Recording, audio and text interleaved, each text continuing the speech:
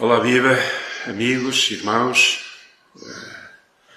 Eu gostava, nesta manhã, de continuar a pensar um bocadinho acerca de Neemias e algumas lições que nós tiramos do seu livro, das suas atitudes.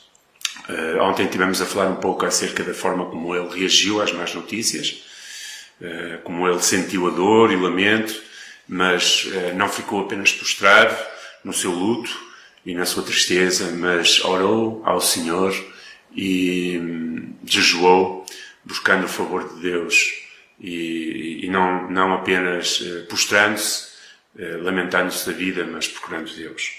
Hoje estava a falar um pouco acerca do capítulo 2. O capítulo 2 é muito interessante. Ele começa com um diálogo entre o rei, a quem Neemias servia como copeiro, e o próprio Neemias. O rei, ao ver a sua tristeza, diz nos versículos iniciais, que ao ver a sua tristeza, ficou inquietado e perguntou a Neemias porque é que ele estava assim, porque é que ele estava triste.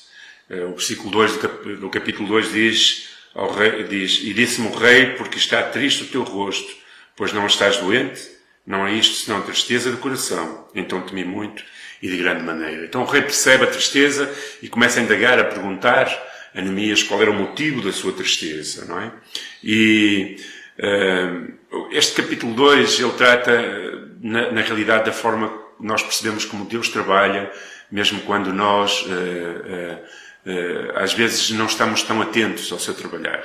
Deus está a trabalhar no secreto, muitas vezes, e está a preparar novos caminhos e novas oportunidades para as nossas vidas e novas portas, não é? Então, o rei, ao perceber aquela tristeza de Neemias lhe responde, então como não haveria de estar triste eu, no versículo 3, quando o meu povo está realmente assolado e a cidade dos meus pais está destruída, não é? E então o rei, no versículo 4, lhe diz, então que me pedes agora? E então orei a Deus, diz o versículo 4, dos céus. Então vemos aqui um diálogo entre três pessoas. O rei, inquietado com a tristeza de Neemias, perguntando-lhe o que é que ele lhe queria pedir, o que é que ele poderia fazer a seu favor, e Neemias orando a Deus. Então, a conversa é um trio entre Neemias, o rei, e Neemias e Deus. E, por vezes, nós devemos, diante das oportunidades que surgem, e oportunidades de favor, até de próprias pessoas que Deus coloca na nossa vida, devemos, em primeiro lugar, orar, não é? Para procurar o favor de Deus acima de todas as coisas. E depois, entre o versículo 4 e o versículo 10, acontece um diálogo interessante e a forma como Neemias se nota que há um certo planeamento em relação às atitudes a tomar no futuro. E há algumas lições para nós, não é? E vemos que essas lições devem ser aplicadas em todas as esferas da nossa vida. E o versículo 6 diz-nos, então o rei me disse, e estando a rainha assentada junto dele, quanto tempo durará a tua viagem e quando voltarás? E oprou ao rei enviar-me, apontando-lhe eu um certo tempo. Disse mais ao rei, se ao rei parece bem, deem-se-me cartas para os governadores de além-rio, para que me deem passagem até que chegue a Judá, como também uma carta para Asaf, guarda do jardim do rei, para que me dê madeira para cobrir as portas do paço da casa e para o muro da cidade, e para a casa em que houver de entrar. O rei me deu segundo a boa mão de Deus sobre mim. Então vim aos governadores de além-rio e dei-lhes as cartas do rei, e o rei tinha enviado comigo chefes do exército e cavaleiros. O que, ouvindo Sanballat, Horonita e Tobias, o servo amonita, lhe desagradou com grande desagrado que alguém viesse a procurar o bem dos filhos de Israel. Algumas lições para nós. Primeira, Neemias era um homem que usava oração, o favor de Deus, contava com o favor de Deus, mas também tinha planeamento na sua vida. E nós devemos planear a nossa vida, mesmo diante das dificuldades. Nenhum processo de organização ou planeamento pode eliminar ou desconsiderar a ação do Espírito Santo. É verdade. No entanto, nós não devemos improvisar. Devemos ser pessoas que planeiam o nosso futuro e pensarmos além dos nossos dias presentes. E quando surgem dificuldades na vida, nós devemos planear e pensar e procurar Deus e o seu favor, como Neemias procurava. Mas deve haver também um plano que devemos fazer. Neemias não improvisava, mas pelo contrário, face à oportunidade e ao favor de Deus que ele tinha, então o rei o abençoou, concedendo-lhe aquilo que ele lhe pedia nos seus planos. E nós devemos, ou seja, ter planos em mente também, buscar e apresentar esses planos a Deus, buscando a sua direção. E enquanto oramos, esses planos, vindos do Espírito também, nos ajudarão a melhor ver como planear e enfrentar as dificuldades do nosso futuro.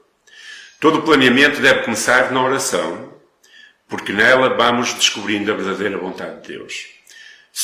A segunda lição é que nós devemos reconhecer sempre que é Deus quem nos dá o favor. O versículo 8 diz que o rei concedeu o que Neemias pediu, mas ele reconhece que para isto a boa mão de Deus estava sobre ele. Então, nós devemos reconhecer que a boa mão de Deus está sobre nós. Nós não devemos pensar que nós é que somos bons, que a glória é para nós, mas nós devemos, mesmo nos nossos planos, que Deus, de alguma forma, através do Espírito, nos ilumina a mente e o coração para os desenvolvermos, mesmo que eles sejam de sucesso e alcancemos os propósitos, nunca devemos esquecer que é a mão de Deus que está sobre as nossas vidas. Isto é uma lição para nós.